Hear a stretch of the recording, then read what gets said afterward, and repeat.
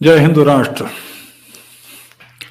इस अजीब से बेहुदा से लिबास में मुझे देख के आप चौंकेंगे, बल्कि मैं इसे जरा सही कर लूं और माथा ढकना चाहिए ऐसे यूं करके और सही करें। ये हुआ कतई। इस बेहुदा लिबास के लिए कोई क्यों राजी होगा? सर्दियां हों तो ठीक है कि सर ढक लिया जाए, गला ढक लिया जाए। गर्मियों में कोई राजी क्यों होगा?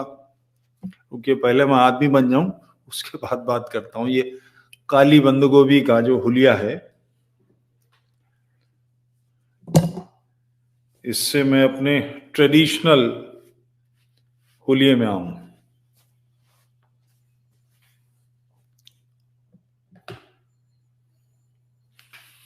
मसला ये है, हंगामा इस बात पर है कि बंगलौर में एक स्कूल की लड़कियों ने हिजाब पहन के आना अपने लिए जरूरी महसूस किया और इस पर स्कूल ने भी एतराज किया। स्कूल ने खास उसको फॉलो नहीं किया, तो वहां के जो और लोग हैं वो गेरुआ दुपट्टे, गेरुआ पटके पहन के आने लगे। सावरकर जी का एक स्टेटमेंट है, बहुत मशहूर स्टेटमेंट है और बहुत अच्छा स्टेटमेंट है कि तुम मुसलमान बनते हो इसलिए मैं हिंदू बनता हूं, अन्यथा मैं तो विश्व मानव हूं। इन छोटी छोटी बातों में हम नहीं पड़ते, हमारी कोई दिलचस्पी नहीं होती, हम ऐसा नहीं करना चाहते, मगर आप हमसे ऐसा कराते हैं। तो खैर, मसला जो है, असली झंझट, कोई शख्स ऐसी अजीब सी पहचान, मुझे याद पड़ता है मैं आज से कोई 14-15 बरस पहले पाकिस्तान गया था। मेरे एक मुलाकाती थे, उनकी बेटियां घर में आई, तो एक ने ऐसे ही ये बेहुदा सा, तो मैंने पूछा ये क्यों हाल बना रखा है तूने अपना? तो उसने कहा मैंने हिजाब पहना है। हिजाब क्यों पहना है? मैंने भी गर्दन ऐसे हिला के उससे पूछा कि हमें दीन कहता है। करने को क्यों कहता है? क्या वजह है इसकी? कोई कारण होना चाहिए ना। उसका कारण है। अच्छा, यहां फिर मुझे मजबूरी में बात करनी पड़ेगी। मुझसे कई लोग कहते हैं कि मैं दीन पे बात करूं, मजहब पे बात करूं, मगर मोहम्मद पे बात ना करूं। मगर इस्लाम तो मोहम्मदवाद ही है, उस पे बात किए बगैर कैसे बात बनेगी? आप उस मानसिकता को समझें। 51-52 बरस का एक आदमी 6 साल की बच्ची से शादी करता है, 55 साल का होता है, ये 54 साल का होता है, तो यौन संबंध स्थापित करता है। मैं उस अतीत में नहीं जाता।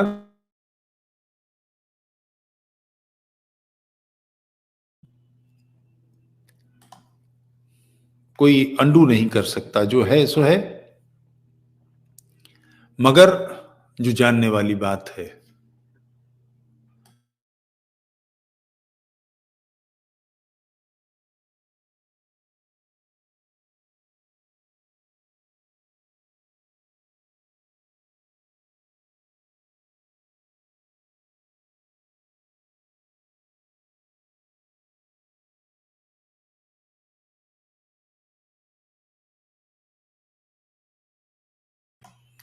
मुख्य बात यह है कि अब वो 3 साल बाद जब वो 54 का होगा और वो 9 बरस की हुई, जब ये 60 का होगा तब ये 16 साल की होगी।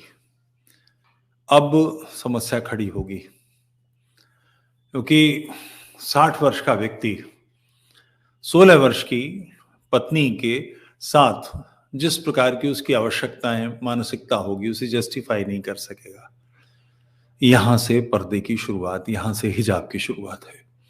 हदीस में है कि एक कोई शख्स मिलने आया मोहम्मद से, तो आयशा छोटी सी थी बच्ची, बाहर निकल आई, वो मिलकर चला गया तो उसको पीटा। तो उसने कहा कि मगर वो तो अंधा है। उसने कहा तेरे तो आंखें हैं। आप जब ऐसी अजीब सी जिंदगी गुजारेंगे तब ये समस्या खड़ी होगी। दूसरे उसका कारण, एक और बड़ा कारण है, इस पर बाकायदा इस्लामी चीजें हैं कि तुम्हें अपनी पहचान अलग रखनी है। काफिर मूछें रखते हैं तो तुम मूछें काटो, काफिर दाढ़ी रखते हैं, दाढ़ी नहीं रखते तो तुम दाढ़ियां रखो। इसका सबब क्या है, ऐसा क्यों करना? ये रेजिमेंटेशन है, सैन्य व्यवस्था है। ध्यान हो, भारत भर में रेजिमेंट्स हैं, भारत भर में कैंटोनमेंट हैं, मगर वो हमेशा नगरों से अलग बनाए जाते हैं। आज नगरों के बीच में आ गए होंगे, जैसे मथुरा का कैंटोनमेंट, मेरठ का कैंटोनमेंट नगर से टच हो गया, मगर आज से 40 साल पहले, 50 साल पहले वो नगरों से दूर थे। सेना को नगरों से थोड़ा अलग रखा जाता है, उसकी अपनी व्यवस्थाएं होती हैं, उसकी अपनी ड्रिल्स होती हैं, उसका एक रूटीन होता है। उस रूटीन के बाद, उससे गुजरने के बाद एक मुट्ठी बंद, एक सिक्का बंद फोर्स बन के सामने आती है। इसीलिए ड्रेस रखी जाती है, इसीलिए रेजिमेंट्स के चिन्ह रखे जाते हैं, इसीलिए वॉर क्राई होती है। आपने देखा होगा ना, अल्लाह अकबर, नारे तकबीर, ये वॉर क्राई है।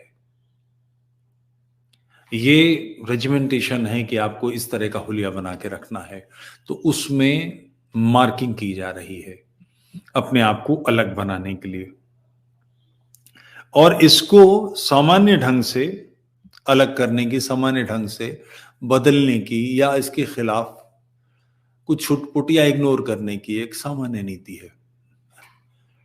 ये कुल मिलाकर उस तरफ रास्ता जाता है जहां देश का विभाजन होता है, पूज्य मातृभूमि के खंड खंड किए जाते हैं। ये स्टैंपिंग हो रही है। आपने कभी कुत्ते को घुमाया हो, आपने पाला हो, या किसी और को का कुत्ता घुमाते किसी को देखा हो, तो आप देखिए, कुत्ता हर पेड़ पर, हर खंबे पर टांग उठा के पेशाब करता है। क्यों? कोई पथरी तो है नहीं कि थोड़ा थोड़ा थोड़ा करके निकल रहा है, कोई कारण होना चाहिए। ये स्टैंपिंग है, वो अपनी टेरिटरी मार्क कर रहा है। जहां पहले किसी और कुत्ते ने पेशाब किया है, उस पर पेशाब करके अपना एरिया मार्क कर रहा है। और ये सारे ही जानवर, शेर क्या, चीते क्या, और लायन है, इस तरह के सारे जानवर अपनी टेरिटरी मार्क करते हैं। मार्क करने का तरीका उनका यही होता है, पेशाब करना या मल त्याग करना। तो ये मूलतः दीन का पेशाब करना है, मल त्याग करना है, वो अपनी मार्किंग कर रहा है। ये चिंतन ही इस तरह का है। फिसाद फिल अर्ज इस चिंतन के बेस में है। इस्लाम भी मानता है कि सारी धरती अल्लाह ने जो अनंत गैलेक्सीज जिसने बनाई, इस्लाम के हिसाब से हमारी गैलेक्सी में अनंत संख्या में ट्रिलियंस ट्रिलियंस तारे हैं, उसमें पृथ्वी उसने एक दीन के लिए बनाई, उसमें मोहम्मद को उसका पैगंबर बनाया। ये धरती मुसलमानों के लिए है इस्लाम के हिसाब से। इस पे जो गैर मुस्लिम रह रहे हैं, यहूदी हैं, पारसी हैं, ईसाई हैं, हिंदू हैं, ये सब काफिर हैं। और उसमें भी जो मूर्ति पूजक हैं, ये तो बदतरीन किस्म हैं, शिर्क करने वाले हैं, मुशरिक हैं। इन्हें तो तुरंत मार दिया जाना चाहिए, इन्हें हक, जिंदा रहने का हक नहीं है। काफिरों को तो जजिया दे के जिंदा रहने का, यानी जिम्मी बन के, दूसरे दर्जे का नागरिक, गुलाम बन के रहने का हक है। मुशरिकीन को तो जिंदा रहने का भी हक नहीं है। क्योंकि हिंदुस्तान में तादाद ज्यादा थी और इस्लामी ममलिकत उनको मार नहीं सकती थी, इसके चलते फतवे वतवे लेके काम चलाया गया। मगर इस्लामी दृष्टि ये है कि मुशरिकीन तो जीने का हक ही नहीं रखते, और बकिया लोग जो हैं वो गुनाहगार हैं, फिसाद फिल अर्ज कर रहे हैं, इस धरती पर फसाद कर रहे हैं। इनको जैसे तैसे दबा के रखना है, तो बाकी लोगों को अपनी रेजिमेंटेशन अलग रखनी है। इसके लिए पुरुषों की दाढ़ी 1 मुट्ठी 3 अंगुल ऐसे कुछ आएगी, और उसका कुछ ढंग, खान पान का ढंग सामान्य लोग नहीं जानते कि इस्लाम में ऑलमोस्ट दास्ता है। ऑलमोस्ट इसलिए कह रहा हूं कि कई लोग ऐसे भी हैं जो इन बातों से अपने आप को बचा के निकाल लेते हैं या उसकी व्याख्याएं करने लगते हैं, मगर सच ये है, आप 3 उंगलियों से खाना खाएं, दाएं हाथ से खाना खाएं, खाते समय चाटे जरूर, बाएं हाथ से खाना ना खाएं, पानी ना पिएं, ये शैतान करता है। सुबह उठें तो पहले नाक में पानी लेके उससे साफ करें, रात में शैतान नाक के अंदर रहता है, कोई और हिस्सा नहीं मिला उसे बस शरीर में रहने के लिए। और शैतान, ध्यान रहे, बेसिकली फरिश्ता है।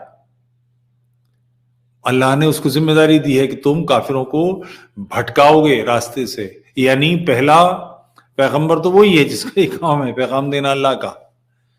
तो ये अजीब व गरीब मानसिकताएं, दुनिया के दो हिस्से हों और रेजिमेंट का एक आदमी अपनी रेजिमेंट के दूसरे आदमी को वर्दी से पहचानता है, तो ये वर्दी अलग बनाई जा रही है। इसका निश्चित रूप से विरोध होना चाहिए, क्योंकि इस अलगाववाद का परिणाम, हम राष्ट्र को एक करना चाहते हैं, खान पान का उसका अलग ढंग है, उसका चिंतन अलग है, उसकी उपासना पद्धति अलग है, वो राष्ट्रीयता से अलग सोचता है, हर तरह से अलगाववाद है। और इस अलगाववाद के बढ़ते बढ़ते स्थिति है कि हम आपके साथ नहीं रह सकते। तो अगर राष्ट्र का विभाजन नहीं चाहते तो ऐसी प्रत्येक बात का भरपूर विरोध होना चाहिए, किसी भी सूरत ये बेतुकी पर, क्योंकि राष्ट्र को समरस होना है या नहीं। हम सारे लोग जो इस राष्ट्र में निवास करते हैं, बेसिकली मैं व्यक्ति हूं, केंद्र हूं, मेरा परिवार, मेरी पत्नी, मेरा बच्चे, उसके बाद मेरा कुटुंब, मेरे पड़ोसी, मेरा खानदान, मेरे मित्र बंधु, ये सब मिलकर एक शक्ल बनाते हैं। इसकी बढ़ती बढ़ती शक्ल देश है, राष्ट्र है। इस देश को हमें एक रखना है कि नहीं, इस राष्ट्र को एक रखना है कि नहीं, हम इसके कितने खंड बर्दाश्त कर सकते हैं। तो ऐसी प्रत्येक चीज जो अलगाववादी सोच के तहत चलती है वो निश्चित रूप से समाप्त होनी चाहिए। इसको स्वीकार किया ही नहीं जा सकता। और मैं उन लड़कियों से पूछता हूं कि तुम्हें क्या हो गया है? आफिया सिद्दीकी बनना चाहती हो? इसका नतीजा जानती हो क्या हो रहा है?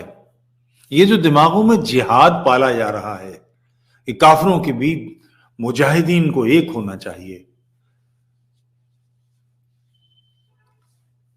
पर्दा, हिजाब, बुर्का उसकी शर्त है। कैसे, तुम क्यों अपने आप को इस बेतुकी चीजों में डालते हो? गर्मी में कल्पना कीजिए कि किसी को एक बुर्का, और वो भी सिंथेटिक, वो कॉटन या मलमल पहनने की क्षमता नहीं है, उसके नीचे कपड़े, और कई बार तो लोग कपड़े पूरे पहनते भी नहीं, अंडरगारमेंट्स के ऊपर बुर्का, कुर्ता पजामे की जगह पहन लेते हैं। ऐसी स्थितियां क्यों करनी? अपने पति से पूछो, अपने भाई से पूछो, अपने पिता से पूछो, किस लिए बुर्का पहनना है? कि लोगों की बदनिगाहों से बचना है? तो बदनिगाहें किसकी हैं? मैं तुम्हारी बेटी हूं, तुम्हारी मां हूं, तुम्हारी बहन हूं, मुझे जिंदा रहने का हक नहीं है? चैन से सुकून से रहने का अधिकार नहीं है? बुरी निगाहें किसी आदमी की, उसके चलते सजा मुझे भी भुगतनी पड़ेगी? ये तो अन्याय की पराकाष्ठा है। जिसकी बुरी निगाहें हैं उसको ठीक करो। आपको अजीब सा लगा होगा अभी शुरू में जो मैंने ऐसे हिजाब बनाया था और चश्मा लगा के बैठा था, ये कुल मिलाकर रेजिमेंटेशन किस लिए? संसार में जितने भी इस्लामी कंट्री हैं, मुसलमानों को सर्वाधिक अधिकार भारत में है, पाकिस्तान में भी अधिकार नहीं है। सब कुछ चैन से सुकून से होने के, कोई नमाज से नहीं रोकता। भारत में कोर्ट छोटी छोटी बातों पर हंगामा खड़ा करती है कि दही हांडी ऐसा होना चाहिए और फलाना ऐसा होना चाहिए और जली कट्टू ये होना चाहिए। कुर्बानी पर एक लफ्ज किसी के मुंह से नहीं निकलता, सबके मुंह में दही जम जाता है। भारत बर्दाश्त करता है ना? जहां ये कुर्बानियां होती हैं, इनको म्युनिसिपल कॉरपोरेशन की गाड़ियां पानी से धोती हैं, वो खून और पानी नालियों में जाता है, नालियों से नदियों में जाता है। कुल मिलाकर हमारी नदियां, हमारी जो प्रकृति है वो नष्ट की जा रही है, फिर भी किसी ने एतराज नहीं किया। इस्लाम का अधिकार मानकर पूछने का अधिकार है कि ये हत्याएं क्यों होनी है, राष्ट्र को नष्ट क्यों करना है? सभ्य समाज इस तरह की बेहूदगियां नहीं बर्दाश्त करता, फिर भी होती है। सबसे अधिक अधिकार राष्ट्रपति रहा है मुसलमान भारत में। कभी किसी ने एतराज, चलिए कलाम साहब को मान लिया कि वो वीणा बजाते थे और गायत्री मंत्र बोलते थे। फखरुद्दीन अली अहमद तो पक्के लीगी थे। असम की समस्या इस्लामी क्रिएट करने वाले मूल पापियों में है वो, फिर भी राष्ट्रपति बनाया ना उसको। एयर चीफ मुसलमान रहा है, कभी किसी ने एतराज किया?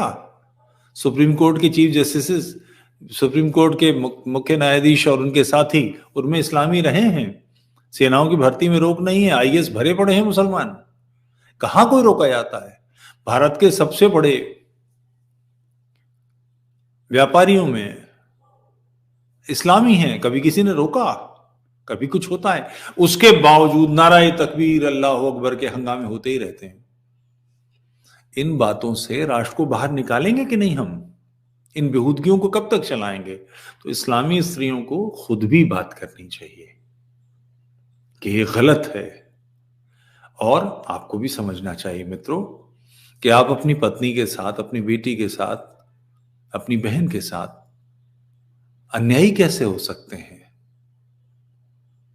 काली बंद गोभी बनाना या इतनी आंखें खुली हैं बाकी सारे में कपड़ा डाले हुए एक अजीब प्रेतनी सी चली जा रही है, ऐसी स्थिति कैसे कर सकते हैं? और इसके लिए उस जिम्मेदार वो नहीं है, उसकी गलती नहीं है, किसी दूसरे की कुदृष्टि के कारण ये सहज मानवीय स्वभाव है। मगर इसके कारण से कोई बड़ी समस्या नहीं खड़ी होने वाली है। तो इसके खिलाफ आप सब होइए, हम सबको इसका विरोध करना ही करना चाहिए। अगर नहीं करेंगे तो ये समस्या भयानक रूप ले जाएगी।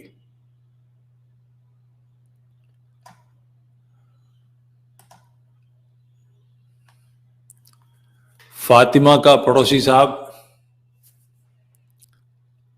I have taken responsibility for two things. Bring back to dharma. You say that Hindu must do. I don't know how successful I'll be, but bless me. निश्चित रूप से आपने संकल्प किया तो होगा। मेरा एक शेर है, तेरी हालत बदल जाएगी तय है अगर आंखों में सपना जाग जाए। सपना देखेंगे तभी तो चरितार्थ होगा। तो ये तो निश्चित रूप से सफल होने वाला कार्य है। और इस सपोर्ट के लिए बहुत बहुत धन्यवाद मित्रों। कैसा भी हो, गलत बात का विरोध कीजिए। रामचरितमानस में एक पंक्ति है ना, निश्चरहीन करो मही भुज उठाए प्रणकीन, कि मैं धरती को राक्षसों से विहीन कर दूंगा। बांह उठाकर ही प्रतिज्ञा। और इसकी शर्त दो लोगों की शुद्धि, ये तो है ही, मगर उनके अंदर ये विचार जागना चाहिए। ये बहुत आवश्यक कार्य है। यूट्यूब चैनल तुफैल चतुर्वेदी को सब्सक्राइब करें, लाइक करें। सहयोग करना चाहें तो उसके लिए आपका स्वागत है। और ऐसी हर बेहुदा बात के विरोध में खड़े हुइए, यहीं से बदलाव आएगा। जय हिंदू राष्ट्र।